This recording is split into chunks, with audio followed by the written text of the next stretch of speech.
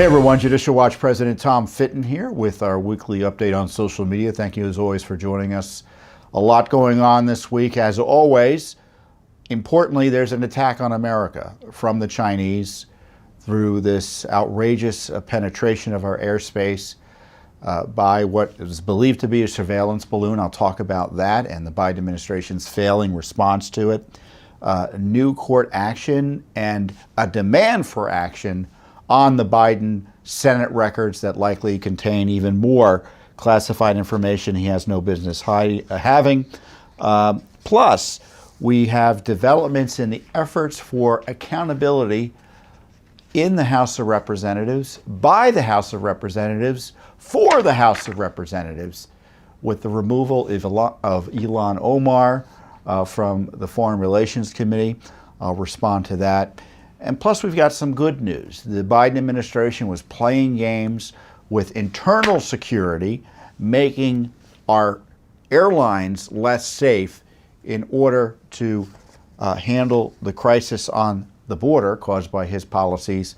And we've got important developments and an explainer as to what went on there. First up is the urgent matter of an ongoing attack on the sovereignty and national security of the United States of America, our homeland, by the Chinese communists, and the failure of the Biden administration to address this attack with any seriousness or urgency. So as of now, according to the Biden Pentagon and various reports, there's a balloon over the continental United States. The last I read, it was somewhere over the center of the nation. It had supposedly been over sensitive areas in the north central part of the United States. I guess it was Montana.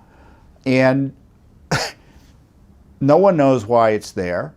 The assumption is that it's surveilling, it's a spy craft, and our national security is put at risk. And obviously, you know, we're just assuming the payload is neutral in that respect and doesn't have the ability to do some significant damage, whether it be EMP or you know, the release of a pathogen, or maybe a test run for all of that.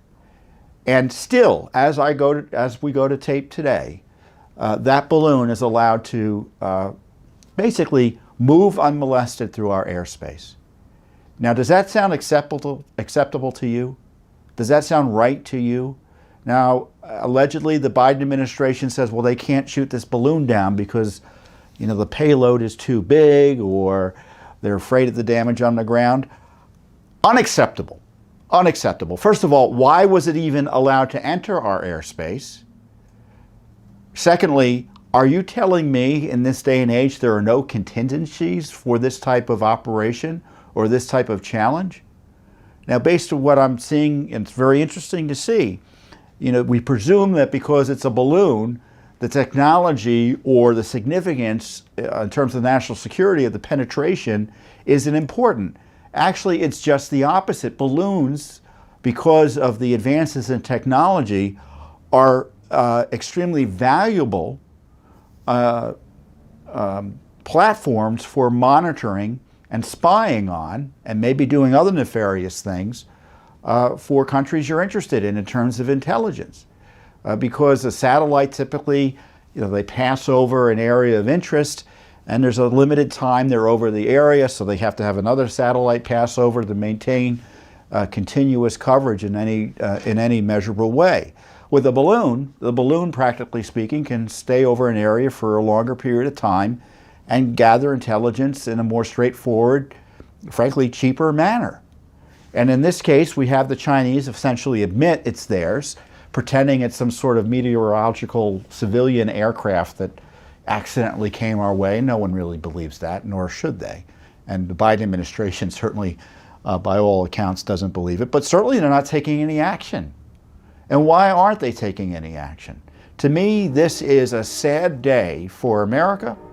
It's concerning. It's disturbing in the sense that we are kind of like this hapless giant, unable to do anything in the face of this rather obvious provocation, this brazen attack on our sovereignty, and the failure and the exposure of our weakness in the face of this. And the weakness, it's not in my view, a technological or military weakness. It's political weakness. This is the decision by our military leadership with the approval, presumably, of President Biden, who's commander-in-chief, not to do anything to protect our homeland from this ongoing attack. I mean, if this was a Chinese aircraft, would we just let it fly around for as long as it wanted before it left our airspace? If it were a drone, would we let it fly around for as long as it could stay up before it left our airspace? Of course not. We'd take it down. And certainly we'd have plans to take it down with an effort to minimize the potential risks to human life on the ground. And if I were the president, I would tell the military, you got to take care of this within hours. You got to do it. This is unacceptable. And frankly, it's already too late because the damage to our reputation has been done. Our enemies now know a significant weakness. Arguably, I don't know enough about the secret capabilities of the United States the defense system in terms of guarding against this type of intrusion, but certainly they've been exposed. The presumption has to be by our enemies, this is a way to penetrate our airspace. And maybe once you're here, nothing's going to be done. I mean, we're all at risk as a result. And we are at risk at this moment. Every second this balloon remains aloft increases the risk to every one of our lives. China obviously is no friend of ours. They are targeting us in this brazen way. And do you think they're doing it because they're going to follow up with a plate of cookies? Of course not. Of course not. And let me suggest that one of the reasons the Chinese sent this balloon over and really are giving us thumbing their noses at us is because Joe Biden is compromised by Hunter's and his business dealings as vice president, and then during his private sector experience, and who knows what's going on now with the Chinese government. Judicial Watch uncovered, for instance, that Hunter Biden traveled to China at least 5 times on Air Force Two with Joe Biden. And we know separately in one of those visits, Joe and Hunter were involved in a meeting together with one of Hunter's business associates or wannabe business associates.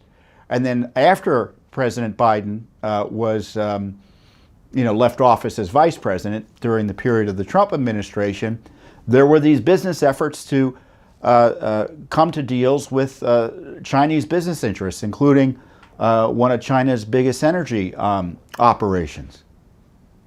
And that's where the 10% for the big guy comes in, that supposedly Joe Biden was the big guy who was going to benefit in a significant way and in a secret way from this, certainly from a national security perspective, problematic effort by the Biden clan to translate Biden's public service, or maybe it was something other than public service, into personal profit after he left.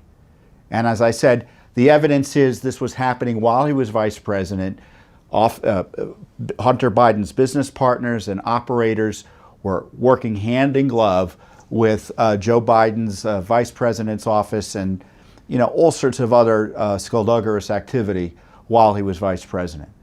And to the degree it involved China, he's been compromised. To the degree it involved Russia, he's been compromised. And certainly one of the calculations that Putin made makes sense when he was deciding whether to invade Ukraine is, well, who's going to be objecting? What is especially the United States going to do? And I guarantee you, he thinks Biden is weak.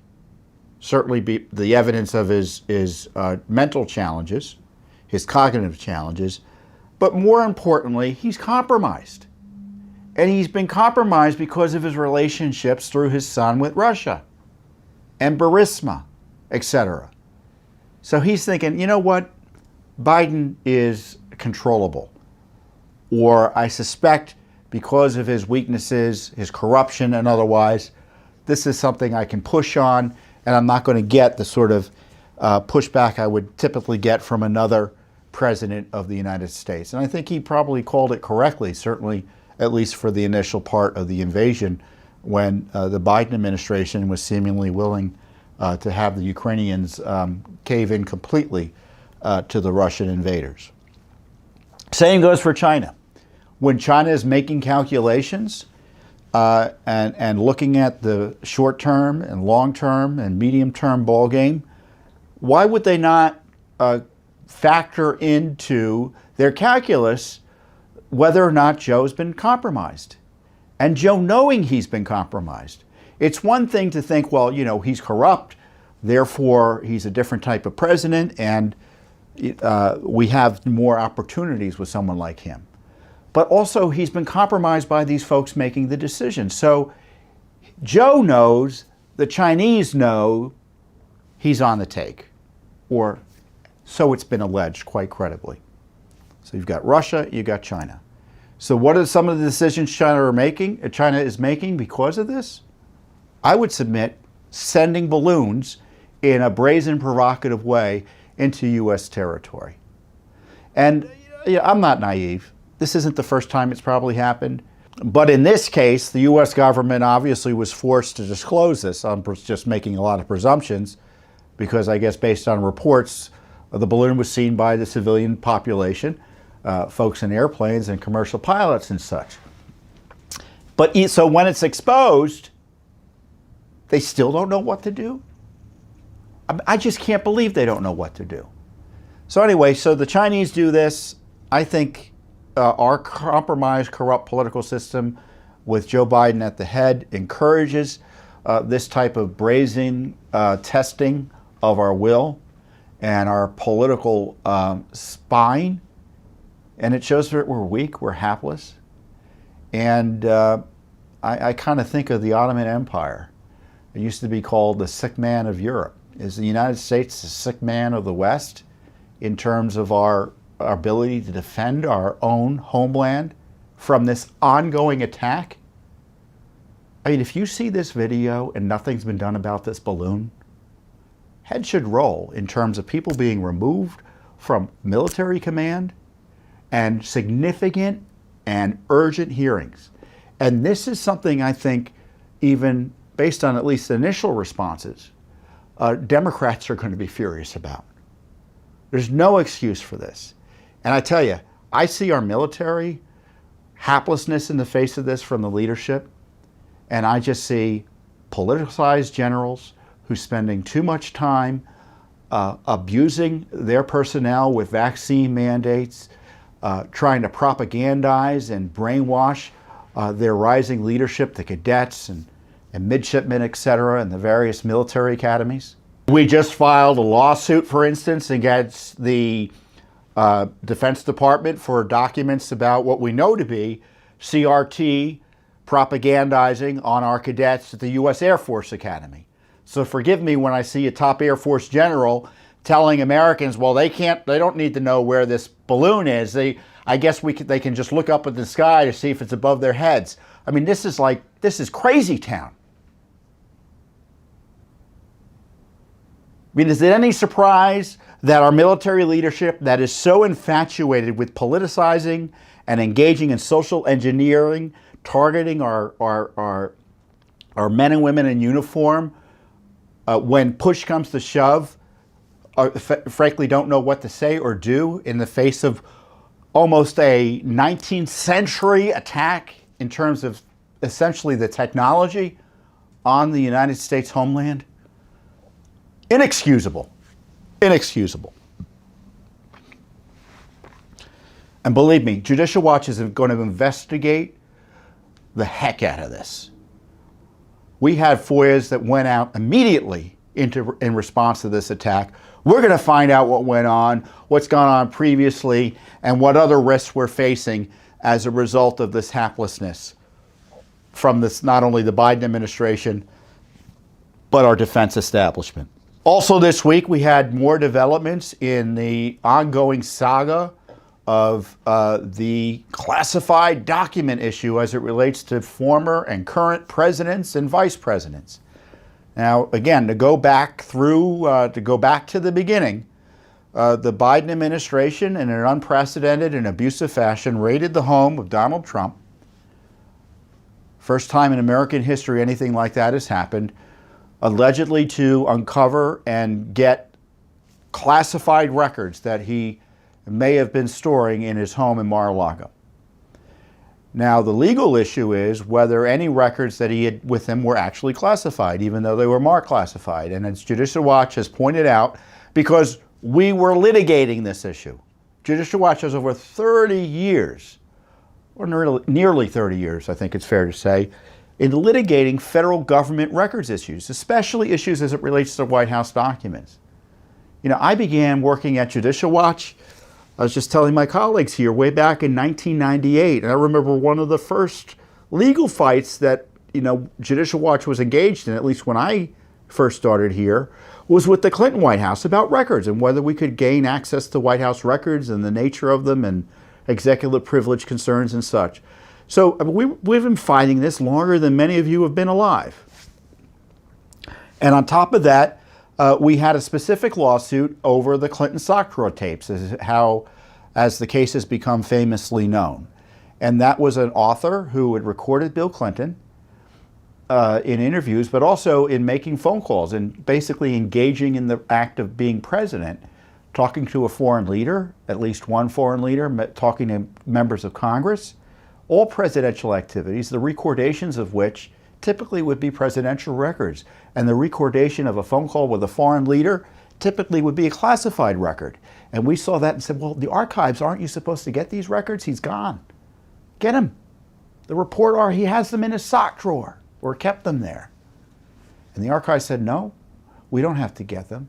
The Justice Department said, no, they don't have to get them. A federal court judge in the preeminent case on the issue of presidential records said, no, the president has the right to decide what are presidential records and what are classified records. And frankly, no one can second guess them. And and certainly not the archives, whose only job is to maintain the records. They're not some sort of Inspector Javert who gets to go out there and start collecting records because they think a president might have them and hounding them. The Justice Department told the court in our case, if a president has records after he leaves office, they're presumptively personal. And the court said the Presidential Records Act, there's no other way to interpret it than to provide deference to the president as deciding whether or not he keeps records or what he takes with him, essentially. And under the Presidential Records Act, the vice president, to bring it forward, has the same sorts of power. So, despite what you might hear from some folks who quite fairly question, the hypocrisy of the Biden administration here, we're being consistent. Vice President Biden at the time had the same power under the law President Trump did to take records with him under the Presidential Records Act, because those records would necessarily include classified records. So it's a little more complex than some are making it out to be. But there is no doubt that records from his time in the Senate that are classified aren't protected by anything we're talking about here. And that, to me, is the most significant risk for Biden. But of course, the other risk is that his Justice Department changed all the rules. I told you what their prior position was, to protect Bill. But they threw out the rule book to target Trump. And as a result, they ensnared Biden. Now I see reports that Pence had to search his home and he found some classified records, and that the FBI will search. And then, of course, there was another FBI search, I think, over the last weekend, at least it was reported over the weekend, in his home in Wilmington, and then in his beach home subsequently. That's what I read. And, of course, Biden still got special treatment that Trump didn't get. Remember, Trump said to the FBI, DOJ officials who visited his home, he said, you're free to look at these records. His people said, look at these records if you want to look through them. And they said, no, no, no. And then they raided his home and they kept all the lawyers out. And when it came to Biden, no raid. Certainly the FBI showed up, and I guess there was a threat of subpoena, but there was no subpoena. There's no grand jury. and they're slow walking the search for and disclosures of those searches of classified information. Remember, this is the Biden administration and his team is engaged in the modified limited hangout approach to disclosures here. And go back and look up, have a little fun history jog on the internet by looking up the basis or the phrase modified limited hangout. It goes back to the Nixon era. You know, just you release enough, it's bad news, but there's always more bad news. You don't want to release it all at once, and yet it's the limited hangout. And that's what's going on here, a very Nixonian approach by the Biden administration. So as I highlighted, the issue is I think the most significant issue is the records that Biden has up in the Senate, or from his Senate days up in Delaware. He came to a secret deal with the University of Delaware to maintain and house his records, and he's hiding them from the American people. The deal allegedly requires the University of Delaware to keep the records secret until at least 2 years after he leaves political office. So that means, for practical purposes, we won't see if this deal is followed, and for instance, President Biden is reelected, records until, what's today? Today is we're in 2023, 24, 28, 2030. That's when we're going to have no more carbon in the world, right? Thanks to all these electric vehicles, and we'll have the Senate records. How do you think that's going to turn out? Well, on either case, I get distracted, right? So, needless to say, Judicial Watch is unsatisfied with that and has been dissatisfied. And Judicial Watch and the Daily Caller News Foundation has been suing since 2020, nearly 3 years, for these records. We not only want the records, but we also want the secret deal that created this scheme to keep this information away from the American people. And the University of Delaware is partially and significantly funded by state tax dollars there, and we think this open records law applies. And so we've been fighting for those records. And why is this important, or as even more important than it was, let's say 2 months ago? Because now, as a result of these searches, it turns out Biden had classified records from his days in the Senate. And so the presumption is, if he had classified records from his days in the Senate in his glove box, in his little Corvette, in his locked garage, I'm making fun, but he obviously had those records in his home there, up in Delaware. Why wouldn't there be classified records up in the University of Delaware? Why isn't the FBI raiding? And so that's something we want to know. And we're not going to wait for Congress. We're not going to wait for the FBI. We've been pushing strongly and directly in the courts with some limited success, losing some, winning some, to try to kind of pry loose the information in order to pry loose the documents about Biden's Senate career. And as I've highlighted from the beginning about this case, Joe Biden was on the Senate Foreign Affairs Committee. And Biden boasted of that. He talked about how he knew Putin or met Putin back when he was a senator. And I presume as head of the Senate Foreign Affairs Committee, I mean, you may not know this about Congress, certainly the Senate Foreign Affairs Committee or the Foreign Affairs Committee, people like getting on committees like that because they get to travel on your dime to foreign countries to investigate foreign affairs. Now, I'm not saying all of that is a waste, but you can imagine it's probably not an awful trip they're taking when they go abroad to investigate many of these places for the American people.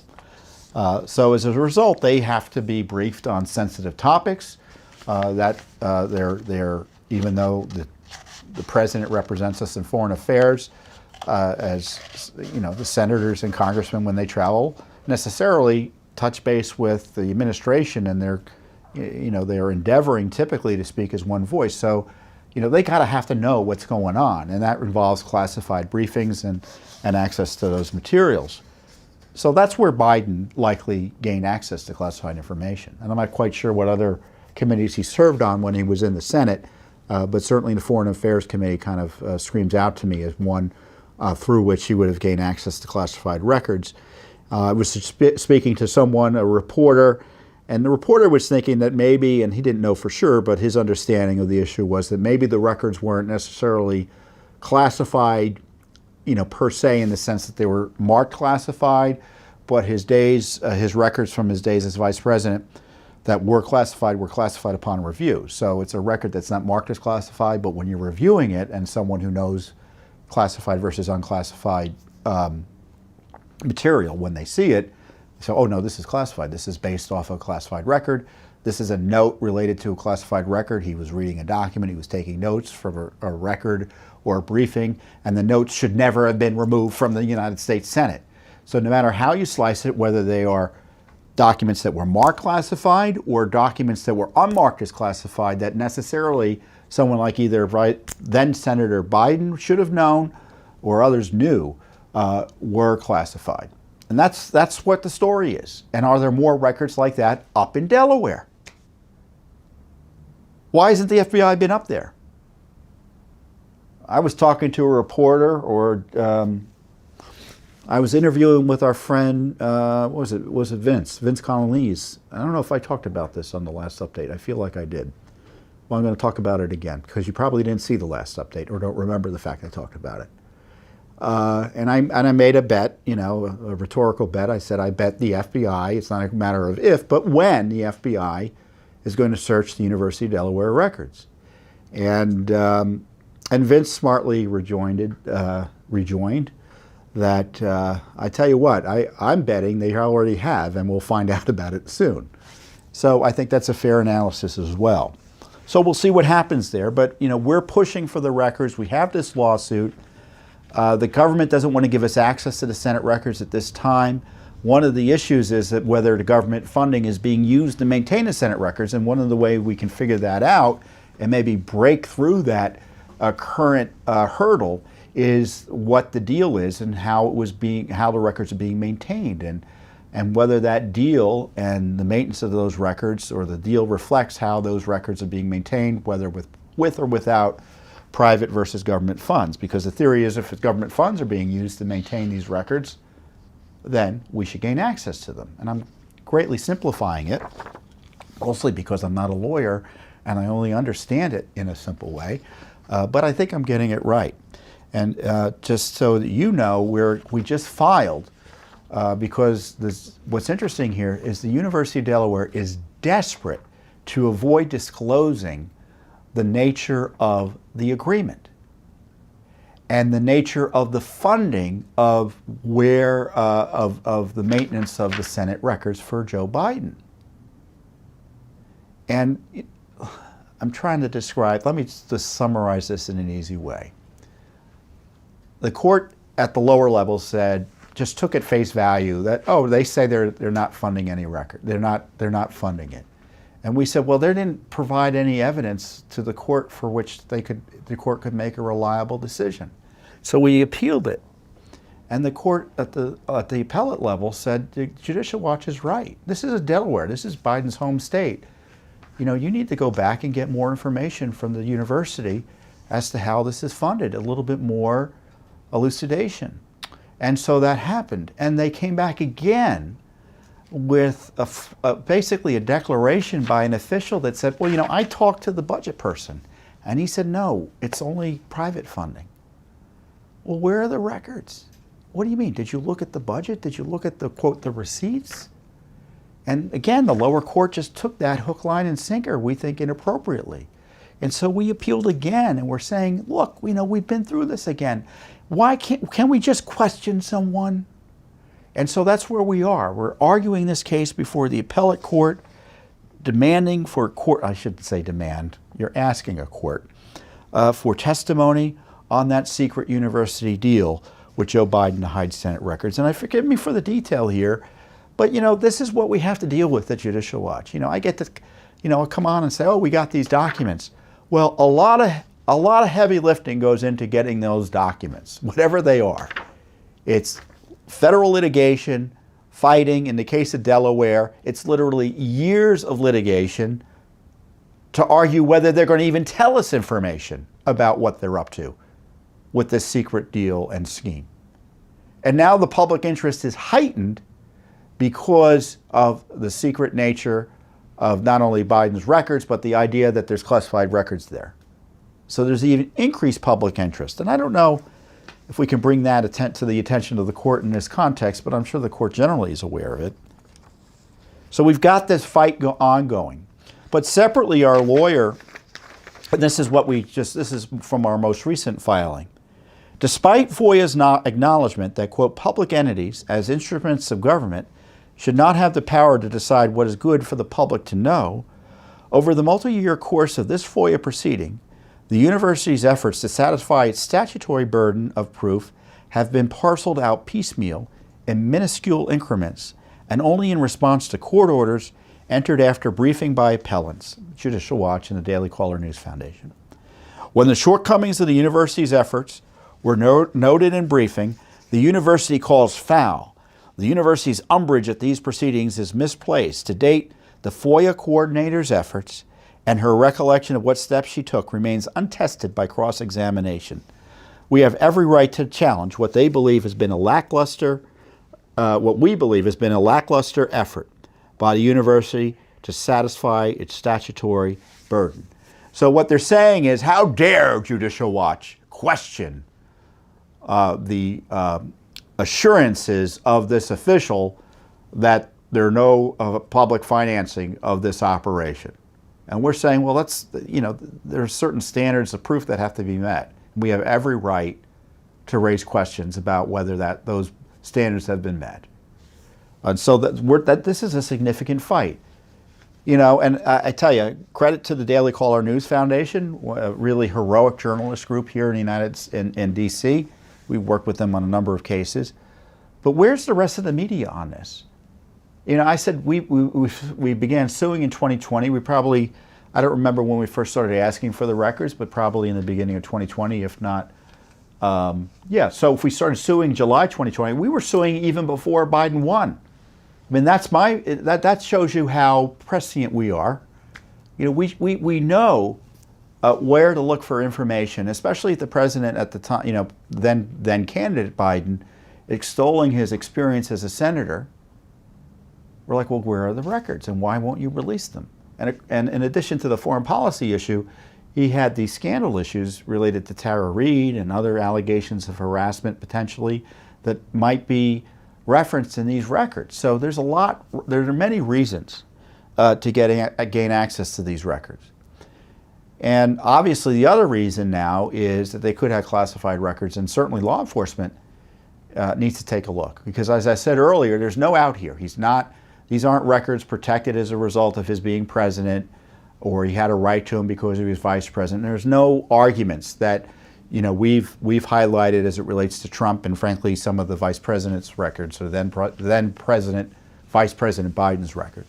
So our lawyer in this matter up in Delaware, he separately, it wasn't on behalf of us, but he separately sent a letter intended for House leadership encouraging them to follow Judicial Watch's lead and the Daily Caller Foundation's lead and get a hold of these records immediately. And I'm going to quote a little bit from Mr. Cotillia's letter. Ted Cotillia is our lawyer up in Delaware. Based on what we have learned, there are 1,850 boxes of documents and 415 gigabytes of electronic records. To place this in perspective, we have described the amount of boxes alone as filling approximately 2 tractor-trailer trucks. So that's how much, that's the quantity of Senate records that Biden has hidden away, squirreled away up there in the University of Delaware. Where are the funds coming from to house and archive the Biden records? We have heard rumors that comments on a draft of the gift agreement may have been located on the Hunter Biden laptop, raising further questions. Why would Hunter Biden be commenting on the donation of the Biden records, and what was his role with respect to the donation? Right? Fair question. In our view, the United States House of Representatives would have the power to subpoena all these documents, unlike an effort to obtain public disclosure of documents under FOIA. A subpoena would have the power to compel the release of these documents. We believe that given President Biden's alleged mishandling of documents, it is imperative for the House to review the Biden records to determine that no classified materials are there, especially given the fact that we don't even know if the person or persons reviewing these documents have security clearance. Think about that. Who in Delaware at the university has a security clearance to review these records? You know, the presumption is there has to be more classified records there if you're being safe, right? The House should also be interested in who has funded what is obviously a substantial donation. With the gift agreement out of reach, there remains an unanswered concern, or this remains an unanswered concern. Finally, the House should also have particular interest in who has had access to the Biden documents. Even if we were able to obtain access to the Biden records, we have no idea if there have been documents removed during the course of our Delaware litigation. Great letter. And as our client mentions in this release, the University of Delaware's conduct through this case totally reeks. The American people have a right to know what's in President Biden's Senate records and why the university is stonewalling our legitimate records request. So says the Daily Caller News Foundation managing editor, Michael Bastish. And as I commented, Congress should follow Judicial Watch's lead and immediately move to subpoena, secure, and examine the trove of secret Biden Senate records being held in the University of Delaware. Judicial Watch, in the meantime, will continue fighting in court to overcome the university's desperate secrecy over its deal with Biden to keep these secret records away from the American people. So Judicial Watch is fighting in court right now for access to the Senate records, and we're encouraging finally Congress to follow our lead, you know, and sometimes they do in getting access to this. You know, I know sometimes Congress asks, well, how can Judicial Watch get these records when Congress can't? It's because we sue for them in court. Congress rarely does, and Republicans in Congress even more so. So I'm hoping the new Republican majority in the House is newly emboldened as a result of Judicial Watch's leadership and the urgency of the corruption of Joe Biden to try to get to the bottom of this scandal. So stay tuned. We'll report back as information comes up. So to be clear, you know, this whole issue began with this abuse of Trump, and it has led quickly to even more disclosures about additional criminal activity by Joe Biden. So in many ways, this is quite an extraordinary series of events over the last several months, but it's really quite typical of the deep state left-wing abuse of Trump, using the rule of law or misusing the tools of law, frankly, to target President Trump. Usually what they're accusing him of, they've done worse in spades. And where he's actually innocent, they're guilty. We saw that with Russia, with Hillary, and the Obama administration working with Russians to target Trump while accusing him of improperly working with Russians. And now we know that he's being accused falsely, based on law and precedent and prior Justice Department positions, of mishandling documents, while in fact Joe Biden, in the least from his days as a senator, has been caught red-handed mishandling classified records, and yet he's still being protected. So this scandal continues, and Judicial Watch, again, is in the center of the effort to disclose it, or at the tip of the spear in the effort to disclose it. You know, one of the other ways Judicial Watch uncovers and exposes and stops government corruption is through really straightforward journalism. In many ways, we're a leading journalist organization, and we do more significant investigative journalism and accountability journalism than much of the legacy media. It's not to say the left media complex doesn't do journalism now again that is interesting and valuable. Of course they do. You know, they back into it now and again. But in terms of the way Washington really works, few do more than Judicial Watch. And along those lines, and Judicial Watch has been in the lead in exposing the Biden border crisis and the ripple effects it has had in making us all less safe in areas that you might not initially consider or understand. And one of those areas is the use of federal air marshals to protect our planes from security and terrorist threats. After 9/11, obviously, the Air Marshal Service was significantly bolstered in order to provide security on airplanes. So essentially, air marshals are there on the planes and on flights and routes that their intelligence shows, or simply because of their popularity. I'm guessing there are a lot more folks air marshals on flights between D.C. and certain locations than there are between, two other different locations in the United States. So I don't need to explain to you how and why these air marshals might be deployed on planes to secretly ride them in order to be present in case something goes south in terms of a threat, in terms of a hijacking or something else. So what's happened that Judicial Watch uncovered is that these federal air marshals, in response to the border crisis, it became all hands on deck. And so they took them away from securing our flights and placed them at the border. And as we highlighted in one of our stories about this on our Corruption Chronicles blog, which is highlighted and reported pretty much everything I'm talking about here, essentially they were we had federal air marshals being tasked with warming up sandwiches for illegal aliens that were essentially being ushered in by the Biden administration, while planes and routes were left unprotected that were at risk for being targeted by terrorists. It's like taking a cop away from watching a bank to hand out coffee on the corner to the homeless. Doesn't mean you don't want to help the homeless. It means the bank is unsecured. And the bad guys know that almost immediately.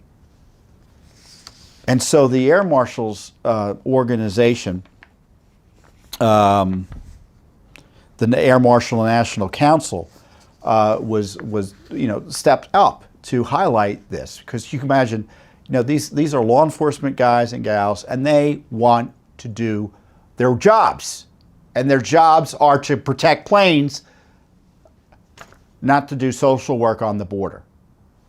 And we had highlighted this issue repeatedly in several pieces. Most recently, beginning in January, we had uncovered that Al-Qaeda was planning plane attacks using new techniques and tactics. And even as this intelligence is being disseminated, our air marshals were being deployed elsewhere. So we had intelligence detecting increased risks to our airplanes, and we're taking away the security to help Biden essentially process illegal aliens in violation of his constitutional oath. And that's the crisis we're having. I mean, so we're all worried about this Chinese balloon, rightly so, but my gosh, it's just the tip of the iceberg in terms of the collapse of our national security and public safety infrastructure under this administration. This is how we opened up that story. While the nation's federal air marshals are busy on the Mexican border providing illegal immigrants with welfare checks, transportation, and other basic services, Al-Qaeda is planning attacks in the U.S. involving planes, according to high-level Department of Homeland Security sources. Judicial Watch obtained from government sources a copy of the new intelligence alert, which was delivered on December 31st, 2022. The caption of the widely circulated warning reads, Al-Qaeda says upcoming attacks on U.S., possibly involving planes, will use new techniques and tactics. So we explained this issue as I've explained it to you in the course of this story. And I think Fox News picked it up. Our friends at the Air Marshal National Council, which represents thousands of federal air marshals nationwide, accused TSA Administrator David Pekoski and the Federal Air Marshal Director Terrell Stevenson of violating federal law and overstepping their authority by assigning air marshals to assist the U.S. the U.S. Border Patrol with the illegal immigration crisis. And they filed a formal complaint with the Department of Homeland Security's Inspector General. They've been pushing hard on this as well. And I know they're grateful for Judicial Watch's efforts also to expose what's going on, not only their work, but our separate investigation as to what's going on with this. And we won. We won. Our friends at the Air Marshal Council, National Council, and Judicial Watch won. This is the new headline. Department of Homeland Security stops sending air marshals on migrant welfare missions along Mexican border. They stopped it. These law enforcement personnel who are prepared to lay down their lives for us are back on their real jobs, protecting our planes from being hijacked in this age of terrorism.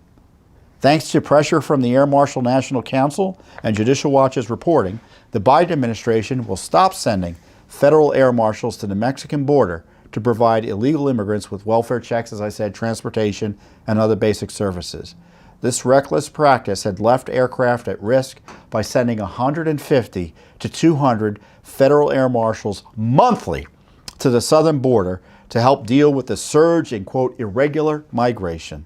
Judicial Watch was the first to report on the deployments in late October of 2022 when the Department of Homeland Security sent an electronic memorandum to the highly skilled law enforcement officers informing them of the assignments, which consisted of 21-day rotations that could be extended up to 120 days. We talk about chaos. It's like taking a federal marshal from a courthouse and telling them they had to go down to the border, and it stopped. So as I said, we've been pushing this out, and what happened is, obviously Congress took notice. I think Fox News was covering this story as well, and the Air Marshal National Council was just doing great public educational work. And what happened was a memo dispersed a few weeks ago says that all future deployments to the southwest border have been suspended until further notice. Huge victory. So they're going to continue, the current wave was going to be sent home beginning, or had been sent home as of January 27th and 28th. And the next wave that was scheduled to go in, they're done. They don't have to go in. The missive directs the federal air marshals to cancel travel and informs officers that hotel and car rental reservations will be canceled by the agency. That's how you know it's not happening, because your car isn't going to be there when you get to the airport, and your plane won't be there as well. No ticket. Air marshals nationwide are thrilled that they can return to their critical mission of securing the nation's transportation system. And David Londo, president of the Air Marshal National Council, said, "It looks like we won. We didn't win. You won, because as an American citizen, or maybe even an alien resident who's allowed to be here legally, or dare I say it, those of you who are illegal aliens, you frankly all win, because now there are American air marshals, federal air marshals, who are doing their jobs and protecting all of us on the planes that fly here in the United States from the increased terrorist threat." Great victory. It's a great victory for Judicial Watch. We won. We're safer now, and we forced the Biden administration to back off this reckless policy that we're transferring highly trained law enforcement professionals and turning them into folks who essentially were handing out soup on the border and processing illegal aliens. My gosh. Now, I think there needs to be more accountability there, and there needs to be some firings and other activity to figure out why this took place to begin with. But we're going to take this victory in the meantime and bless our stars that this has happened. So some great work there by my colleague Irene Garcia, who is the person behind the blog, our Corruption Chronicles, and of course my colleagues in the investigative department who have advanced this story as well, working with her. So some great work by the Judicial Watch team to pretend and defend America, along with our friends at the National Air Marshal Council, or the Air Marshal National Council. So great work there. So another big accountability news, the House of Representatives, at least a majority of the House, voted to remove Congressman Ilhan Omar from the House Foreign Affairs Committee over comments she made that virtually no one defends other than the lunatic left that is fundamentally anti-Semitic. Communism and Marxism has a long history of anti-Semitism that the major media often denies and tries to hide. And Ilhan Omar, being the radical extremist and leftist she is, has made a series of anti-Semitic comments, and none, in my view, that were accidental, or certainly no knowledgeable person or anyone who is a public official has any excuse in believing wouldn't be seen as being anti-Semitic. And so now she's off the Foreign Affairs Committee. So that's a great victory, and I commend the House Republicans and those who voted for it. Obviously, none of the Democrats voted for it. But the question is it enough accountability? Judicial Watch a few years ago filed an ethics complaint against Ms. Omar over the allegations of marriage fraud, income tax abuse, I think there was some campaign finance fraud, immigration fraud, student loan fraud, you name it, as it relates to the issue about who she married and whether it was her brother and whether there was like a sham marriage for immigration purposes, and her answers to the questions about that. Even her liberal hometown newspaper wasn't terribly convinced, so we thought there was enough there to ask these questions, serious questions. And of course, no one really wants to talk about it. And for I think self-evident reasons, the Republicans didn't want to raise that issue in this context, but I think it's something that's worth pursuing. And my question is the Ethics Committee finally going to pursue this issue? And I think given the nature of the allegations here, that it should be pursued and that she should be denied access to any committee until there's a resolution. Frankly, there's enough for a federal criminal investigation of what Ilhan Omar did. But I tell you, I have to hand it to the new House majority for taking, however small the steps, to bring some accountability back for the misconduct and abuse related to some of those left-wing Democrats who abuse their offices to achieve political ends. And I mean, as I talked about last week, and it's worth sharing again in the context of the Omar move, Congressman Schiff and Congressman Swalwell, who were directly removed from the Select Committee on Intelligence by Speaker McCarthy. And Schiff and Swalwell, of course, has been compromised, irredeemably so, and his judgment is, in my view, in the least, his judgment in his relationship with this alleged Chinese spy means that he can't be trusted with classified information or to be making decisions as it relates to our classified programs. He's compromised. He can't be trusted. And his judgment is just confirmed to be something that can't be trusted by any Democrat or Republican, Democrats if they were being honest about it. And of course, Schiff abused his role as chairman, and then first as ranking minority member and then chairman to target Trump with Russiagate lies, knowingly lie about what he was up to, what evidence he had about Russia, and just putting out false information to protect Hunter Biden, to protect Joe Biden, and try to destroy Trump. If there was an insurrectionist in the House abusing power to overturn an election result, it was Adam Schiff. Let me suggest this. I often ask you to call Congress, call Capitol Hill, tell them to do this, tell them to do that. I suggest you call Capitol Hill and thank them for thank Kevin McCarthy for removing Schiff and Swalwell from the committees, the Select Committee on Intelligence. And if you agree with the removal of Omar, I think, as I said before, I would have removed her over these other ethics issues as opposed to arguing about her anti-Semitic comments. But, I do understand why folks were concerned about it, because as a member of the Foreign Affairs Committee, she, as I said earlier, she gets to travel abroad and she's representing the United States. And if we don't like that and reject that approach, that vicious anti-Semitism that she embraces, that vicious anti-Americanism that she embraces, and her wink and nodding at and kind of defensive position she's taken as it relates to Islamist terrorism, why would you want someone like that representing you abroad? So that was the theory of the Republicans, and I think it's mildly persuasive. I probably would have voted on that. So I think I've reconsidered a little bit my objections initially to taking her off simply on those statements. But my concern is she's on other committees, and I don't think she has the ethics to be in any position of trust on the House.